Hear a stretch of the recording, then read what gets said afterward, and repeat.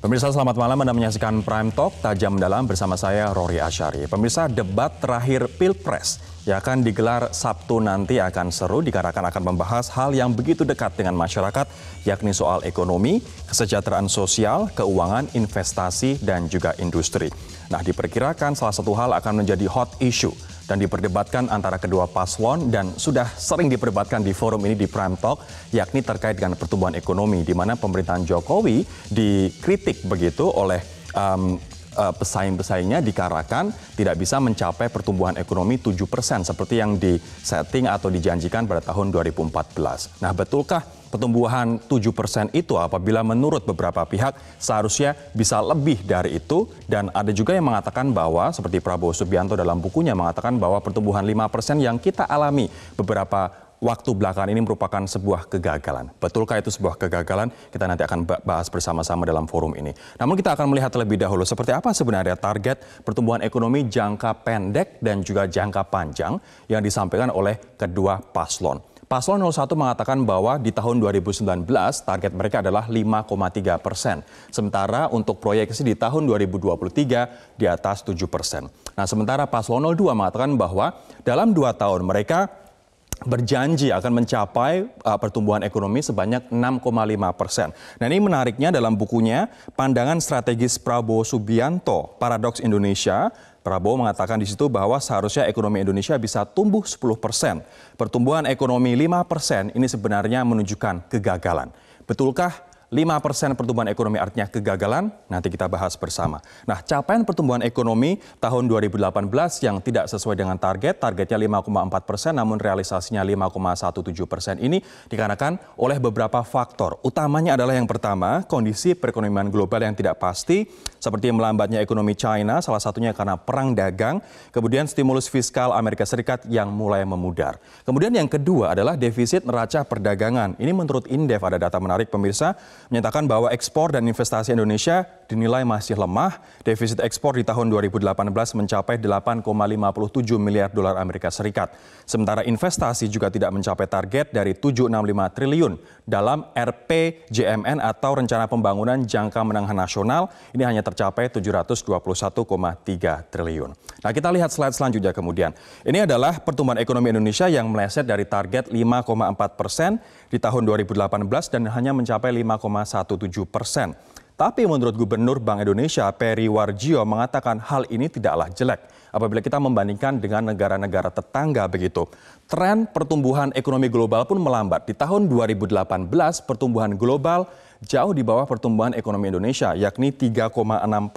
Sementara di tahun 2017, 3,8%. Artinya secara global pertumbuhan ekonomi pun di dunia ini juga melambat begitu. Beberapa negara tetangga juga mengalami perlambatan ekonomi, seperti Singapura. Singapura mencatatkan 3,2% pertumbuhan ekonomi di tahun 2018. Anda tahu di tahun 2017 mereka berapa?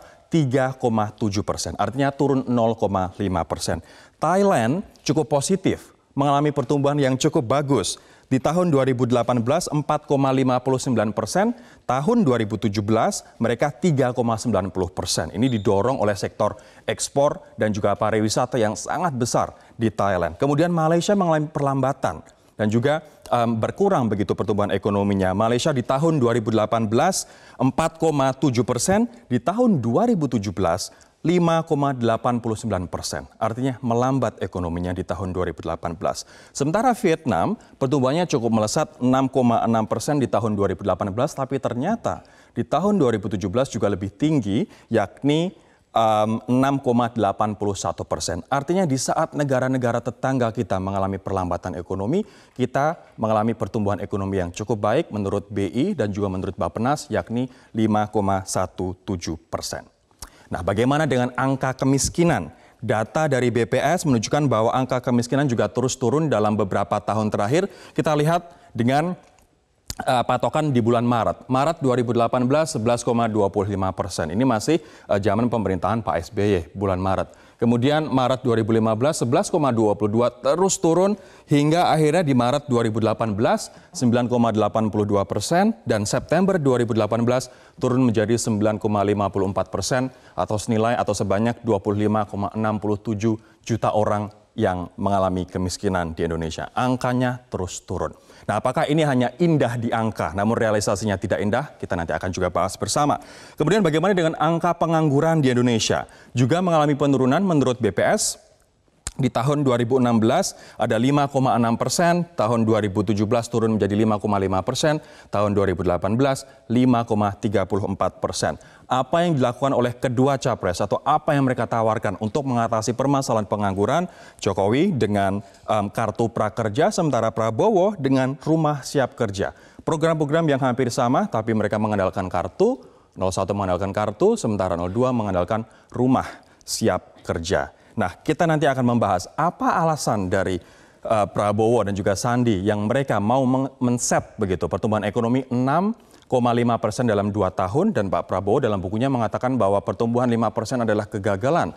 Masuk akalkah pertumbuhan ekonomi Indonesia mencapai 10% seperti yang disampaikan oleh Pak Prabowo? Bahkan Rizal Ramli pun menyatakan bahwa pertumbuhan Indonesia seharusnya 8%. Kita nanti akan mencoba melihat seberapa realistiskah angka-angka ini dan apakah betul pertumbuhan 5% itu adalah sesuatu yang buruk begitu. Seperti biasa Anda bisa bergabung bersama kami di beberapa channel sosial media kami, ada di Twitter, Facebook, dan juga Instagram. Jangan lupa hashtag Janji Sejahterakan Rakyat dan juga hashtag Prime Talk. Kita akan menyapa 3 orang narasumber yang telah hadir di studio. Ada Bu Deni Puspa Purbasari, Deputi 3 Kantor Staf Kepresidenan KSP. Bu Deni, selamat malam. Selamat malam. Ini settingnya malam ini agak berjauhan nih. Ada juga Pak Raden Pardede, ekonom. Pak Raden, selamat malam Pak. Selamat malam. Ada juga Mas Muhammad Faisal, Direktur Eksekutif CORE Indonesia, Center of Reform on Economics. Mas Faisal, selamat malam. Selamat malam. Saya akan ke Bu Deni terlebih dahulu. Bu, di forum Prime Talk saja saya sudah sering mendengar narasumber antara 01 dan 02 yang saling adu argumentasi soal pertumbuhan ekonomi. Bisa dijelaskan kenapa pertumbuhan ekonomi kita tidak mencapai 7%? Apa alasannya? Yang pertama tadi sudah di pembuka disebutkan bahwa konteks ekonomi global berubah.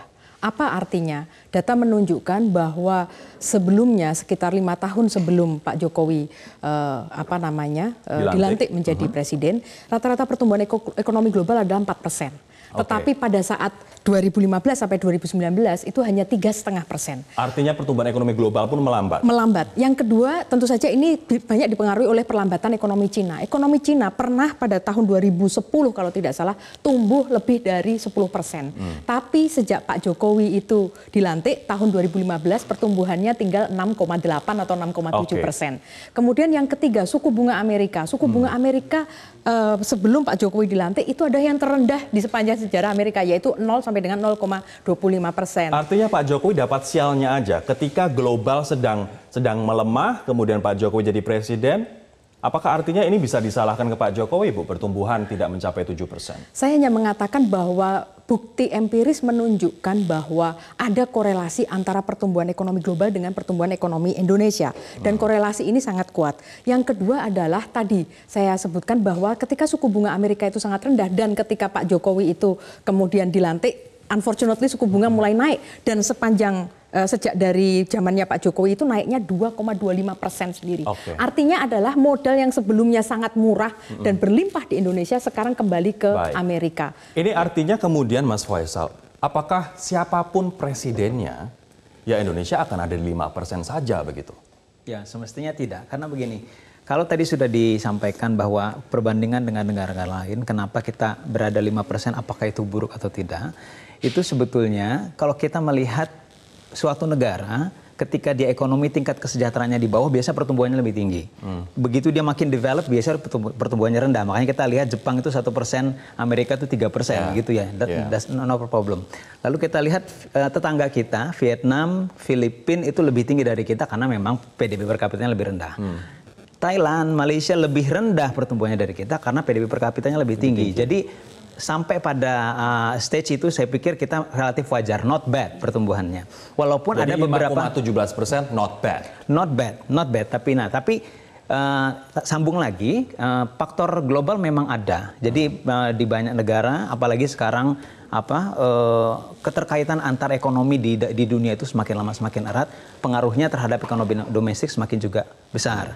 Nah, tapi tentu saja semestinya ekonomi yang besar, PDB yang punya PDB besar dibandingkan dengan ekonomi yang kecil itu berbeda. Ya, Singapura PDB-nya lebih kecil dan punya keterkaitan terhadap luar negeri global lebih besar, sehingga dampak global terhadap ekonomi domestiknya sangat besar. Di satu sisi dia bisa tumbuh 1 tahun bisa tumbuh 9%, 7%, besoknya atau tahun berikutnya bisa minus. Mas Faisal, gitu ya. ini berarti pertumbuhan ekonomi Indonesia sebenarnya tergantung dari siapa nakodanya menurut Anda? Ya, faktor global tetap ada, tapi karena kita ekonominya besar, semestinya kita punya juga satu daya tahan yang lebih besar, ekonomi domestiknya lebih besar. Jadi contohnya begini, nah ketika ekonomi melambat ya sebetulnya sejak tahun kemarin bahkan sampai sekarang, sebetulnya ekonomi domestik sampai saat sekarang itu relatif di level 5,17% itu relatif lebih kuat. Karena apa? Konsumsi domestiknya itu sebetulnya yang menjadi bantalannya. Drive. Nah, kalau seandainya ketika ekonomi melambat, kita juga melambat, nah ini yang kemudian saya pikir daya tahannya tidak terlalu kuat. Walaupun sebetulnya 5% kalau kita berbicara kebutuhan itu tidak cukup. Dalam arti kata belum maksimal dengan potensi yang kita miliki. Tapi artinya apakah ke depan Pak Raden, pertumbuhan kita masih akan berkutat pada 5% atau bisa kita naik seperti yang tadi di forecast oleh Pak Jokowi dan juga Pak Ma'ruf bahwa di tahun 2023 bisa mencapai 7% atau within 2 years menurut Pak Prabowo dan Sandi 6,5%. Mungkin tidak? Kalau dikatakan mungkin, semuanya mungkin tuh. Apa yang dikatakan oleh misalkan Pak Jokowi dan Pak Amin yang menyatakan mereka bisa mencapai di 2023 7,3%. Apakah itu mungkin? Mungkin. Ya. Tetapi tidak ada yang mudah. Harus dibarengi dengan kerja keras. Ya, kerja keras artinya kalau sekarang pertumbuhan kita 5,17, kan ada kenaikan yang sangat signifikan itu sekitar tambahan 2% lebih, 2,1% lebih. Itu dalam tempo 4 tahun. Jadi untuk ke sana tidak akan melompat dia dari 5,17 maka tahun depan langsung ke 7. Dia ada transisinya. Nah untuk itu dia harus siapkan. Itu yang kita sebutkan kan biasanya kita harus menyiapkan fondasinya. Oke. Contoh fondasi. Apa fondasinya Pak Raden? Ya, contoh fondasi adalah misalkan apa yang dikatakan tadi infrastruktur. Infrastruktur adalah fondasi daripada perekonomian. Oke. Karena kalau infrastrukturnya sudah beres, bagus semua, harapan kita adalah bahwa logistik akan lebih mudah. Ini saat ini kita sedang infrastructure boom. Iya. Apakah kita on the right track? Jelas bahwa infrastruktur adalah prasyarat. Itu necessary condition. Oke. Jadi, tapi tidak cukup. Baik. Jadi adalah prasyarat yang tidak cukup. Nah, kita lihat dengan infrastruktur ini, dia akan butuh waktu, itulah landasannya, tapi butuh waktu untuk melihat multiplier efeknya itu. Itu yang menyebabkan, kita lihat sekarang ini, pertumbuhan investasi kita atau gross fixed capital formation kita, itu jauh di atas pertumbuhan konsumsi. Jadi yang menggerakkan ekonomi dalam 7 kuartal terakhir ini sebetulnya bukan konsumsi, salah. Tapi adalah investasi. Baik, di bidang infrastruktur khususnya. Kita nanti akan kembali setelah jeda berikut ini. Saya akan membahas apa yang disampaikan oleh Bang Sandi bahwa target pertumbuhan ekonomi dalam 2 tahun sampai dengan 2020 adalah 6,5%. Sementara Pak Prabowo dalam bukunya yang berjudul Pandangan Strategis Prabowo Subianto Paradoks Indonesia mengatakan bahwa seharusnya Indonesia bisa tumbuh ekonominya 10%. Apakah 2 angka itu masuk akal? Kita akan membahasnya sesaat lagi. Kita akan kembali ke Mas Faisal. Mas Faisal, Bang Sandi mengatakan bahwa dalam 2 tahun dia menargetkan pertumbuhan ekonomi 6 sampai dengan 6,5%. Realistis tidak angka ini? Nah, gini, kalau saya menyambung yang tadi, kalau kita menanyakan seberapa mestinya kita tumbuh, memang ini belum maksimal sesuai dengan potensi kita. Tapi kalau dalam 2 tahun ingin naik dari 5% ke 6,5%, itu juga jelas bukan sesuatu yang gampang. Nah, tapi perlu diketahui adalah kuncinya dulu apa. Nah, salah satu yang belum dengan maksimal dilakukan yang kunci untuk mendorong pertumbuhan ekonomi lebih tinggi dalam beberapa tahun terakhir adalah memang pembangunan industri manufaktur kita. Nah, jadi kalau kita berkaca pada pengalaman negara-negara yang bisa mendorong ekonominya sampai double digit, ya, China, kemudian Vietnam itu sekarang 7%, itu semuanya adalah memang dari sisi industri manufakturnya yang menjadi major driver. Artinya dalam 2 tahun untuk mencapai 6,5% itu hampir mustahil begitu. Nah, di kondisi global yang seperti sekarang. how to-nya, bagaimana caranya? Ya, Nah, bukan kalau Sandi dikatakan menyebutkan betul-betul mustahil juga tidak, tapi kalau kita melihat dengan approach yang selama ini dilakukan, jelas tidak mungkin tercapai. Jelas tidak mungkin tercapai. Sandi mengatakan ada reformasi sektor pertanian, sektor manufaktur, dan sektor perumahan rakyat. Bu Deni, mungkin tidak 6,5% dalam 2 tahun, Bu? Tadi sebenarnya Pak Raden dan Mas Faisal itu secara tidak langsung sebenarnya mau mengatakan nggak mungkin. Walaupun yang terakhir Pak Faisal sudah mengatakan nggak mungkin. Tidak mungkin. Kalau 2 tahun tidak mungkin. Alasannya kenapa? Alasannya adalah karena pertumbuhan kita itu terkendala oleh current account deficit. Dengan ICOR yang sekarang itu 6, maka untuk tumbuh 6,5 kita butuh banyak sumber pembiayaan. Nah, sumber pembiayaan kita dari domestik jelas terbatas. Artinya apa? Kita harus kemudian meminjam, betul, meminjam dari luar. Nah, tapi kalau kita meminjam dari luar dengan ICOR yang sekarang 6, artinya apa? Current account deficit kita akan mencapai kurang lebih ya, kalau 6,5 itu berarti sekitar 7%. Itu apa akibatnya? Rupiah akan terdepresiasi hebat. Jadi kita justru akan terancam krisis. Jangan lupa bahwa pertumbuhan ekonomi hanya satu tujuan ekonomi makro selain stabilitas ekonomi dan pemerataan ekonomi. Tapi ada sektor-sektor yang dimaksimalkan untuk digarap, kata Mas Sandi. Itu seperti exactly yang dilakukan oleh Pak Jokowi. Pak Jokowi sudah melakukan revitalisasi pertanian, berusaha untuk merevitalisasi industri dan juga sektor perumahan, bahkan konstruksi itu tumbuh sangat luar biasa. Tapi yang penting ini, yang barangkali perlu saya sampaikan di sini, bahwa kita harus melihat janji itu satu program dengan program yang lain itu sinambung. Ketika mentargetkan 6,5%, di sisi yang lain Pak Sandi dan Pak Prabowo ini menginginkan agar tidak ada utang, tidak ada asing, artinya tidak ada PMA mungkin, yang selanjutnya juga tidak ada impor. Bagaimana bisa? Sementara kita tahu bahwa untuk investasi, kalau tidak salah, sebagian besar itu barang modal dan bahan bakunya ada dari impor. Jadi kalau tidak impor, tidak kemudian ada utang luar negeri, tidak ada kemudian apa itu namanya PMA atau anti asing begitu, bagaimana kita akan mendukung pertumbuhan 6,5%? Ini artinya cita-citanya 6,5%, tapi kemudian spektrum-spektrum yang lain tidak nyambung dan tidak mendukung. Tidak add up. Tidak add up. Kalau Pak Raden melihat ini 6,5% menurut Bu Deni dalam 2 tahun tidak mungkin. Bagaimana dengan Pak Prabowo yang mengatakan seharusnya Indonesia pertumbuhan ekonominya 10%, Pak? Iya. Ya, kalau dikatakan 10% apakah bisa digenjot dalam waktu singkat? Rasanya 1 tahun, 2 tahun mungkin. Apakah bisa 10%? Bisa, tetapi tidak sustainable. Jadi hanya untuk mencapai itu kita akan babak belur, tapi sesudah itu akan kolaps. Nah, itu tergantung. Penjelasannya gimana, Pak? Kok bisa 10% nggak akan sustain, tapi setelah itu kita akan ya, katakan tadi, kalau memang kita mau 10%, kita bikin utang sebanyak-banyaknya. Ya, apakah mungkin? Mungkin. Dan memberikan subsidi sebanyak-banyaknya. Sebanyak-banyaknya. Seluruhnya dikasih, dibelanjai oleh pemerintah. Tapi besoknya apa yang terjadi? Inflasi akan luar biasa. Kemudian sesudah itu kita akan kolaps karena budget kita tidak akan mampu untuk membiayai itu untuk tahun berikutnya. Nah, jadi persoalan adalah kalau kita melihat di dalam pemilu ini, kecenderungannya adalah janji yang bersifat sementara, janji manis. Kita harus melihat itu lebih ke arah long term, sustainability-nya. Jadi kita kasih janjilah yang lebih kita lihat lebih sustain. Biasanya capres itu menebar janji, nanti menepatinya nanti aja, Pak. Itu dia. Nah, jadi kalau dikatakan kita lebih rasional lah.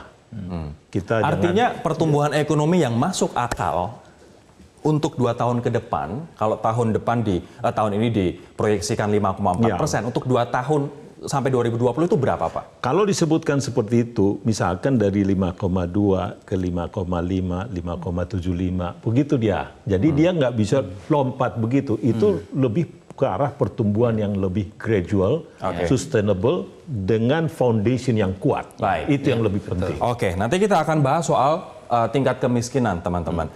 Di beberapa pemberitaan dan juga pendapat dari banyak tokoh politik itu mengatakan bahwa saat ini masyarakat tambah susah. Tapi ternyata tingkat kemiskinan, kita lihat data dari BPS, terus mengalami penurunan. Kenapa antara klaim dengan data BPS ini tidak match? Apa yang sebenarnya terjadi di tingkat kemiskinan di Indonesia saat ini dari pandangan 3 ekonom ini? Kami akan kembali membahasnya sesaat lagi. Sain ke pihak pemerintah terlebih dahulu. Banyak keluhan dan juga ini juga sering dijadikan komoditas untuk berkampanye dan juga menyerang pemerintah, yakni harga dikatakan mahal, masyarakat dikatakan daya beli menurun, kebutuhan pokok apa-apa mahal begitu. Tapi di sisi lain data berbicara lain, Bu Deni, yakni tingkat kemiskinan kita apabila kita lihat di grafik berikut, ini data dari BPS, dari tahun 2014 sampai dengan tahun 2018 terus turun. Bahkan September 2018 ini terendah sepanjang sejarah kita, minimal dalam 5 tahun terakhir, 6 tahun terakhir, 25,67 juta orang, yakni hanya 9,54%. Kenapa klaim bahwa harga mahal, masyarakat semakin miskin, masyarakat tidak mampu, berbanding terbalik dengan data BPS? Saya pikir begini, apa yang dipersepsikan itu belum tentu sama dengan fakta. Apa yang kita itu concern belum tentu itu adalah masalah. Tetapi behavioral economics menjelaskan bahwa seringkali kita itu bias terhadap apa yang paling relatable dengan hidup kita. Kalau saya rumah tangga, maka yang paling relatable adalah kebutuhan pokok, yang kedua adalah pendapatan rumah tangga. Karena itu disebutkan bahwa apa yang menjadi masalah utama tentu saja yang dijawab ada yang paling relatable dengan saya, yaitu apa, bias tadi. Tetapi kalau kita lihat statistik, inflasi di zamannya Pak Jokowi 3%-an itu adalah yang terendah di sepanjang sejarah Republik Indonesia. Zamannya Pak Harto yang biasanya kita merasa hidup lebih enak, itu sebenarnya inflasinya jauh lebih tinggi. Nah, yang kedua adalah bukti... itu artinya zaman enak yang menurut Pak Raden tadi nggak sustainable. Karena nanti akan meninggalkan beban untuk generasi selanjutnya. Itu betul, tetapi kita harus melihat konteks zaman dulu itu tidak transparan. Karena itu kita sebenarnya tidak tahu sebenarnya the right price itu adalah berapa. Tapi kalau sekarang itu sangat transparan. Saya melanjutkan yang tadi, persepsi tidak sama dengan fakta tadi tentang zaman Pak Jokowi versus zaman Pak Soeharto. Bahkan di zaman Pak SBY itu juga volatile food inflation jauh lebih tinggi. Nah, yang kedua adalah kita perlu memahami juga yang data yang keluar. Ketika SMRC mengeluarkan jajak pendapat yang terakhir, saya diundang. Kemudian di situ disebutkan hasilnya bahwa concern yang paling utama dari rumah tangga di Indonesia, dari para responden adalah harga bahan pokok. Saya cek saat itu juga, berapa harga bahan pokok setahun terakhir sesuai dengan pertanyaan. Ternyata harga beras turun, harga gula pasir turun, harga minyak goreng turun, harga cabai-cabean, cabai keriting, cabai merah, dan cabai. Karena data itu transparan ada di PHPS. Jadi itu ada di websitenya Bank Indonesia. Dulunya ada di Kementerian Perdagangan, tetapi kemudian mereka sedang melakukan rekonstruksi, tapi di Bank Indonesia data itu ada, BPS juga ada. Nah, jadi ada yang memang maaf ya, ini sudah saya cek betul ini bahwa ternyata cabai-cabean, minyak goreng, gula, karena ada cabai keriting apa-apa itu turun. Daging ayam juga turun. Jadi mengapa kemudian menjawab bahwa concern utama adalah harga. Jadi ini ada yang memang tidak katakanlah sambung antara persepsi dengan fakta. Kalau Mas Faisal, saya ingin Anda mengomentari ini terkait dengan pendapat dari Pak Rizal Ramli yang mengatakan bahwa pertumbuhan ekonomi seharusnya bisa mencapai 8%. Salah satunya adalah dengan menurunkan harga pangan dan juga menurunkan tarif listrik, khususnya 900 volt ampere. Saya ingin fokus dulu ke harga pangan. Memangnya dengan menurunkan harga pangan itu, memang daya beli masyarakat akan naik. Tapi konsekuensinya apa bagi ekonomi? Menurunan harga pangan sumbernya dari mana? Ya. Saya pikir kalau melihat masalah tadi disebut daya beli, ya sekaligus juga menyambung dengan Mbak Deni, dari sisi inflasi saya setuju memang sekarang itu relatif terkendali. Ya jadi kalau ngelihat dari statistiknya memang sangat rendah, bahkan termasuk volatile food juga gitu. Tapi saya ingin melihat dimensi yang mungkin belum banyak disinggung so far, itu adalah masalah dari sisi penciptaan lapangan pekerjaan, dari sisi income-nya. Jadi kan kalau kita lihat daya beli itu kan dari sisi satu harga biaya hidupnya, satu di sisi lain itu bagaimana dari sisi income-nya. Nah, kalau dari sisi itu, saya pikir tentu saja kalau kita melihat dari sisi statistik, itu jumlah lapangan pekerjaan ya dalam beberapa tahun terakhir, 3-4 tahun terakhir itu memang ada 10 juta lebih yang tercipta. Ya. Nah hanya saja majority daripada yang tercipta itu adalah di sektor informal, bukan di sektor formal. Nah ini yang kalau kita melihat dari sisi kualitas. Misalnya transportasi online ini. Salah satunya diantaranya ya. Sektor informal. Informal ini banyak sebetulnya di setiap sektor dalam kategori ekonomi itu semuanya ada informalitinya, hanya dengan informality yang berbeda-beda. Kalau di sektor pertanian jelas lebih besar jumlah informalitinya. Kalau di industri itu yang paling tinggi formalitinya. Nah, ini yang mungkin dari kalau informal ini yang lebih banyak berkembang, itu artinya kan kemampuan pemerintah untuk menciptakan lapangan kerja formal yang lebih berkualitas dari sisi stabilitas income, dari sisi tingkat pendapatan, dari sisi proteksi terhadap pekerjaan, itu kan berarti kurang.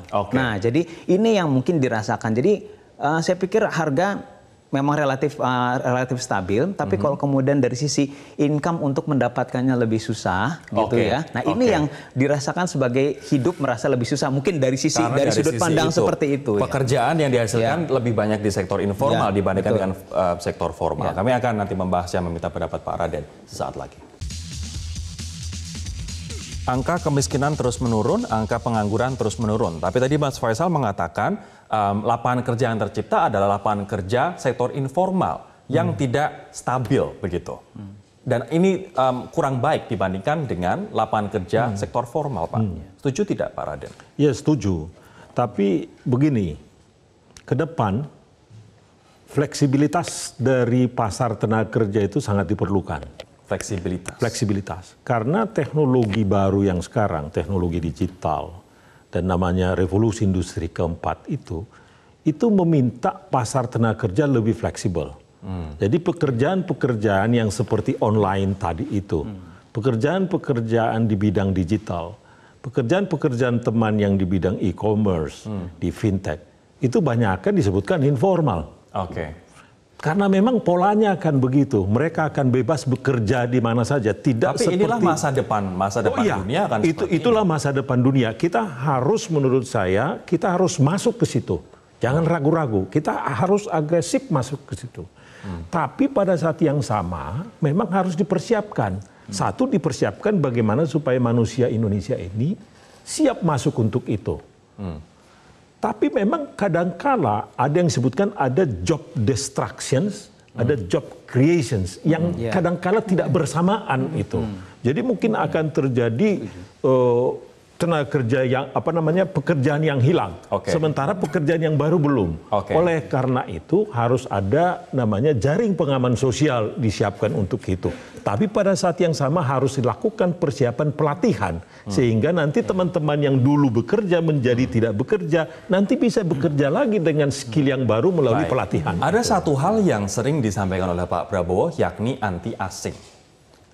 Di saat yang sama, Pak Prabowo, Bang Sandi ingin menciptakan lapangan kerja yang juga besar. Padahal kita tahu lapangan kerja juga banyak kontribusinya dikarenakan adanya PMA atau investasi, misalnya bangun pabrik atau misalnya membuka perusahaan di sini yang menyerap tenaga kerja di situ. Apakah Bu Deni melihat ini match? Ingin meningkatkan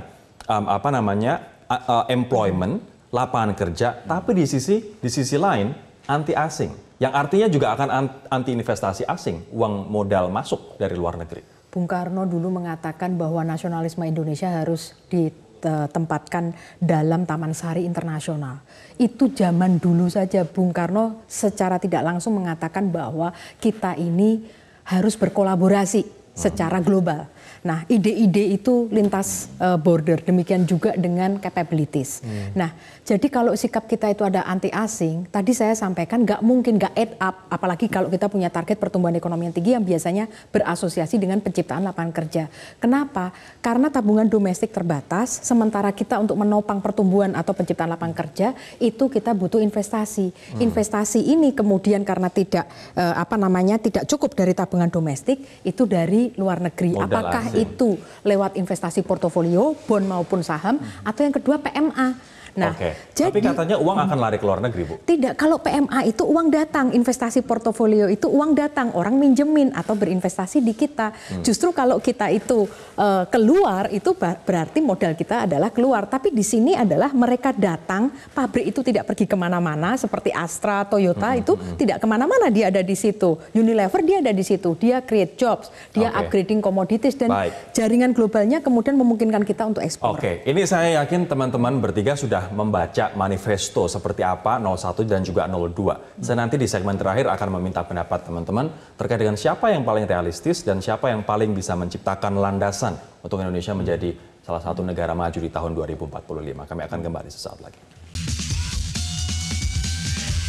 Saya akan ke Mas Faisal terlebih dahulu. Kalau misalnya melihat manifesto keduanya, Mas, mana yang paling realistis, mana yang paling sustainable, dan mana yang paling achievable? Secara esensinya saya pikir betul-betul hampir sama. Kedua-duanya sama-sama menyebut pentingnya adanya transformasi struktural, perlunya sinergi antar kebijakan, ekonomi digital, aircraft, maritim, pariwisata, semuanya disebut. Ya mungkin hanya sedikit perbedaan saja. Jadi kalau secara esensi apa yang harus diubah, saya melihat hampir sama gitu ya. Paling mungkin dari sisi... Mas, ini bukan jawaban aman kan? Hah? Oh bukan, karena saya sudah baca. Sudah baca. Nah tapi kelemahannya sama-sama kedua-duanya justru, ini karena saya orang Indonesia Timur ya asalnya. Nah jadi kurang kuat untuk menyebutkan atau strategi ke depan untuk mengurangi kesenjangan antar wilayah. Kesenjangan antar kaya miskin ya gitu ya, ke desa, kota juga ya. Tapi sebenarnya kalau antar wilayah bukankah infrastruktur di Indonesia Timur sedang dibangun, ada BBM satu harga, Mas? Betul, tapi kenyataannya Jawa itu kontribusinya masih 58% terhadap total PDB, sama dengan ketika tahun 98, 20 tahun yang lalu belum ada perubahan. Nah, saya pikir ini perlu ada perubahannya, tidak perlu ekstrim ya, tapi kita melihat adanya walaupun gradual. Nah, ini yang belum banyak. Bagaimana caranya ini membagi lebih fair Bu Deni mungkin adalah wakil dari pemerintah dari KSP, tapi saya ingin jawaban objektif, Bu. Siapa kemudian yang landasan untuk nantinya kita menuju kesejahteraan begitu 2030, 2045, menurut Anda paling realistis? Yang paling realistis itu tempatnya Pak Jokowi. Karena apa? Semua program itu harus sinkron. Bahwa Pak Jokowi mengerjakan infrastruktur, SDM, dan membenahi institusi, yaitu ease of doing business, kemudian online single submission dan lain sebagainya. Logistik itu sebenarnya adalah untuk menunjang pertumbuhan supaya kita bisa lebih sejahtera. Tetapi tidak hanya pertumbuhan, Pak Jokowi juga mengejar yang namanya pemerataan dan stabilitas ekonomi yang sudah teruji bahwa indeks Gini turun, pengangguran turun, yang terbaik dalam 20 tahun terakhir, kemudian kemiskinan juga turun, plus inflasi stabil. Tapi kalau kita tadi sudah sempat saya singgung, untuk Pak Prabowo dan Pak Sandi, itu beberapa program tidak saling match atau tidak koheren. Kemudian yang kedua adalah ada beberapa hal yang itu kemudian belum transparan atau belum kelihatan bagaimana mencapainya. Seperti misalnya harga bapok murah. Harga bapok murah caranya bagaimana? Di satu sisi Pak Rizal Ramli mengatakan akan impor daging supaya harga daging kemudian bisa lebih murah. Artinya impor boleh, tapi Pak Prabowo anti impor. Jadi bagaimana ini? Yang kedua tentang job. Untuk job, Pak Sandi mengatakan solusinya adalah OKOC, dan yang kedua adalah rumah siap kerja. OKOC belum terbukti di Jakarta. Rumah siap kerja adalah baru. Saya pikir ini kok belum teruji. Terakhir Pak Raden. Ya, kalau saya lihat ya, tentu tujuan mereka itu sama. Kira-kira semuanya kan ingin pertumbuhan yang lebih baik. Cuman mungkin caranya berbeda-beda dari dua pasangan ini. Kalau saya itu melihatnya adalah bahwa yang paling penting sekarang ini, kasihlah sesuatu yang lebih rasional. Pertama adalah menurut saya, no pain, no gain. Jadi jangan hanya menjanjikan gain tanpa ada pain. Nah, itu satu. Yang kedua adalah yang biasa disebutkan oleh si Deng Xiaoping. Bahkan di negara yang tidak demokratis, negara komunis sekalipun menyatakan, saya tidak peduli kucing hitam atau kucing putih. Yang penting kucing ini bisa nangkap tikus. Artinya tidak peduli investasi asing atau investasi dalam negeri, yang penting bisa mensejahterakan. Ya, bagaimana dia mensejahterakan dan dia bisa nangkap tikus. Baik, terima kasih teman-teman. Kita tunggu saja nanti debat hari Sabtu akan seperti apa pertarungan ide dan juga gagasan serta solusi dari kedua pasangan calon ini. Saya Rode Asyari undur diri. Sekali lagi terima kasih untuk Anda yang telah menyaksikan kami di Prime Talk. Sampai jumpa. Metro TV, knowledge to elevate.